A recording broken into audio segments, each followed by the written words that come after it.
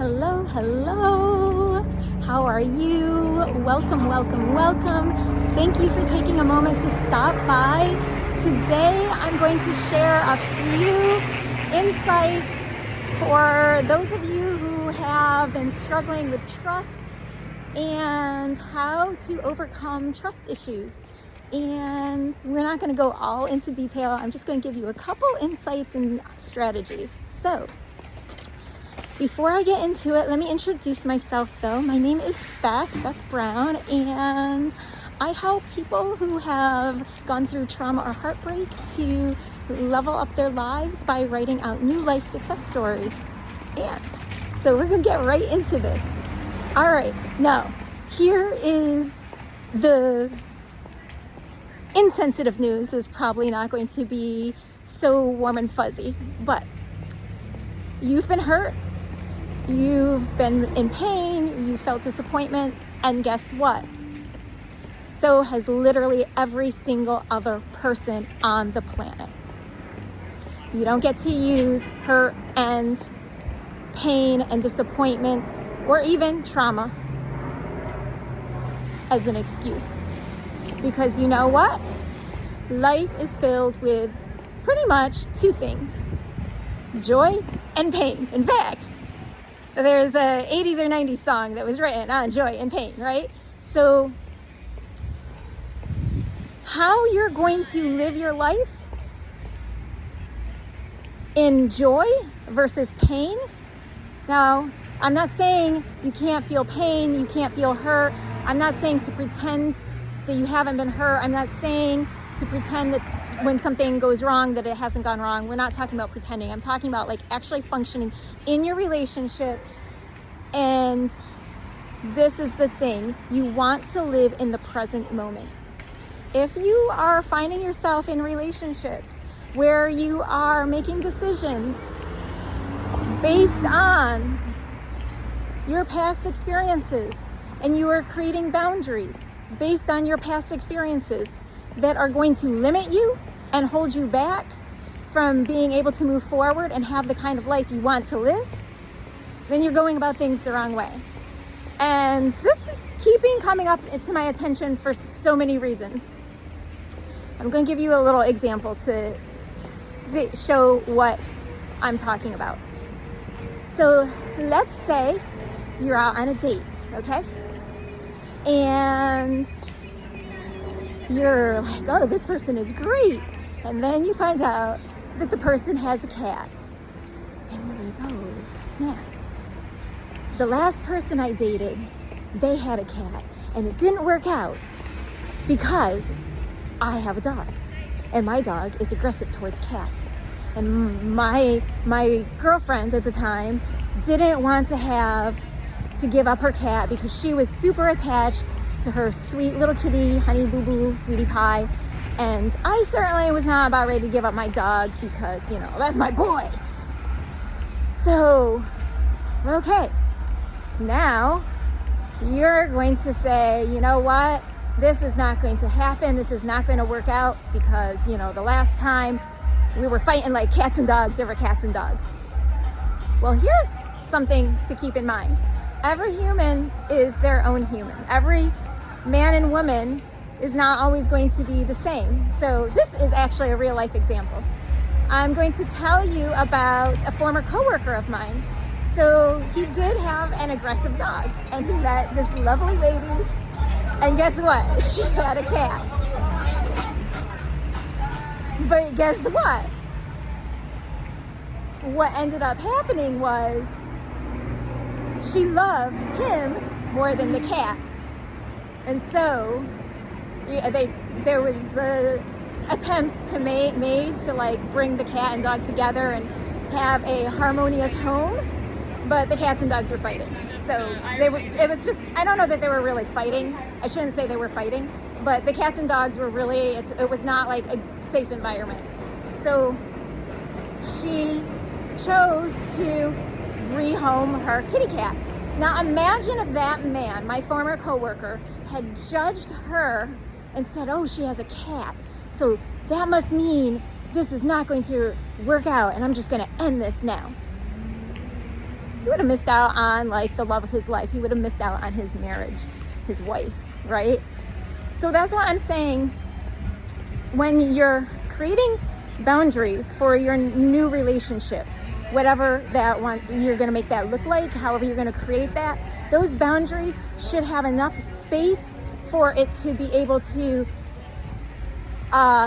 stretch and move, breathe for a human, for you to have like that human experience. You can't just be like, well, you know, things went bad, you know, with the last one, so now I am going to not do this again with the next one. It doesn't really work that way. You have to kind of like think things through and judge each person on their own merit. Now, this is something that I have come up a lot with my guy friends, especially. I find that women, we do take things to heart, and I'm not saying that women bounce back better or that we don't like hold grudges or like cause things to overlap from one relationship to another. But I do notice that with men tend to be a little more rigid sometimes and a little less able to bounce back after having their trust broken. So this is particularly like, say, if someone cheated, right? So actually I want to back up a step. When you're making your boundaries, you want to set your boundaries not from a place of fear. That's the key. That's the key I left out. You want to make your boundaries so that they're breathable, and when you start making decisions, if they're decisions based on fear, it's going to be hard for that boundary to like breathe, to move, and for you to be able to include a whole new person with all of their quirks and characteristics. So boundaries should be practical. They should serve you, but not bind you in. They should help you, but not constrict you or not constrict someone else. And if you are someone who does make decisions and set boundaries from a place of fear, then you'll probably love my 20-day EVICT fear journal, getting to the root of your problems, because it will literally help you to get to the roots of some of those fear problems and literally start transforming your mind, getting some breakthrough new thoughts. So the Bible does say, be ye transformed by the renewing of your minds. It doesn't say forget, have amnesia, pretend like the past never happened. It's just saying take every thought captive. So if I'm taking every thought captive, that means I'm looking and I'm saying, this was my thought. And I'm just going to like be evaluating it. It's not necessarily good, it's not necessarily bad, but is it serving me? Or is this like really practical right now? Is this really logical? So, okay, so now let's get back to my second example that I wanted to give to you about, I find this especially true with men, and really having a hard time trusting women, especially if they've been cheated on. Like now all these bees be hoes, whatever. Like I said, I find men a little more less able to bounce back after, you know, a heartbreak. So what to do? Well, you want to trust. Trust actually is going to beget trust. But there's a couple of things that you're going to want to look to. And this is where the tips are going to come in that I promised I would share with you. So, is this new person that you're looking to get to know, that you like, but a little bit afraid to trust, are they submitted to God? Do they have discipline with God? I'm not talking about perfection here. I'm not talking about someone who's like trying to follow literally every single rule in the Bible and being like legalistic and rigid. But I'm saying, are they in their walk with God really overall trying their best and evolving as a person, as a human being, and becoming under God's guidance? If this person is someone who's disciplined and is willing to follow what God says, how to live life, how to do relationships, how to treat other people, it doesn't mean that they will, it's not a guarantee. I mean, humans are humans, we're all flawed. It's not a guarantee that person won't hurt you. But someone who is submitted to God and doing their best to walk things out and grow and evolve as a person is going to be more likely someone who will be disciplined in how they govern their relationship, how they go about their relationship, more disciplined in how they treat you, whether or not they're going to step out of a relationship or whatnot. 2, you want to look for someone who's kind. Kind, not nice. Nice, people pleases and just let someone walk all over you. Kind can also have a little bit of a like, hey, no, we're not doing that. So you want to pick someone who's kind, who has a relationship with God where they are disciplined and doing their best to have a good relationship with God, because they'll be more likely to have do their best to have a good relationship with you. And 3, you want someone with a growth mindset, someone who is curious, someone who is going to figure things out with you in life, and someone who's not always going to be so rigid, right? Because as humans, we're always changing. So someone who's like super rigid and trying to control or whatnot is not going to be a good pick for anyone. Someone who is super rigid and not like willing to take responsibility at all for their actions can be kind of hard. But someone who's curious, trying to themselves grow and evolve, is going to be someone to look out for. So these are characteristics that will help you, that you can look, I'm gonna have to put my glasses back up on my head. Okay, lots happening here. So it's always very windy. So these are some characteristics to look for so that you're not making someone jump through hoops. You're not trying to have someone prove themselves. You're looking at them and you're collecting data and you're saying, oh, hey, I see these kind of characteristics in this person. This is someone that I could be on the safer side getting to allow into my life. So here's the other thing. I want to say one more thing. Your identity is who you are, is who God says you are as a man or as a woman. It is not what someone else says about you. So I had a lot of struggle for a few years where I was letting my pain of trauma after rape tell me who I was as a woman. And I had to do a lot of work to realize that, oh no, that's a situation, that is an event that happened in my life, but that event does not tell me who I am.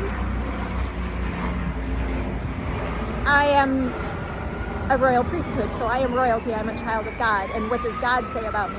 And the other thing also, a little bit with trust, sometimes we don't trust ourselves, because I've been on the opposite side of things, where I've said, I've hurt people, and I have caused hurt.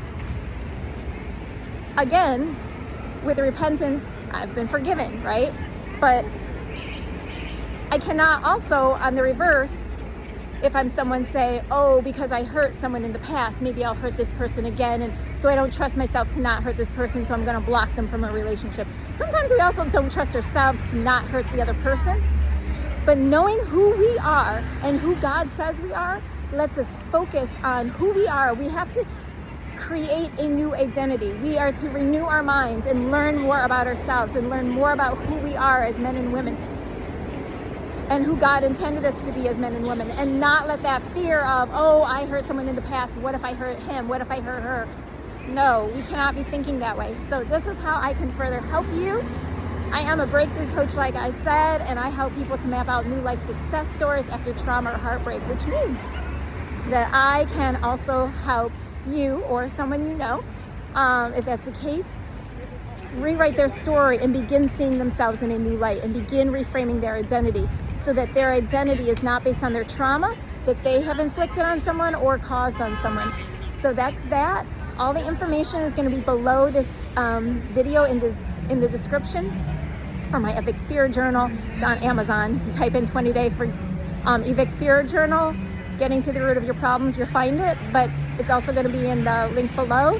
And also, if you're looking for one-to-one coaching support where you really get to go in deep and do a deep dive and really start redefining who you are as a woman or as a man, and redefining your identity and really seeing yourself as a new light, which will allow you to see others in a new perspective, in a more trusting, free perspective, let's chat. The details for how to contact me about my coaching is also going to be in the link below this description, or you could just go to my website, which is www.levelupwithbeth.com.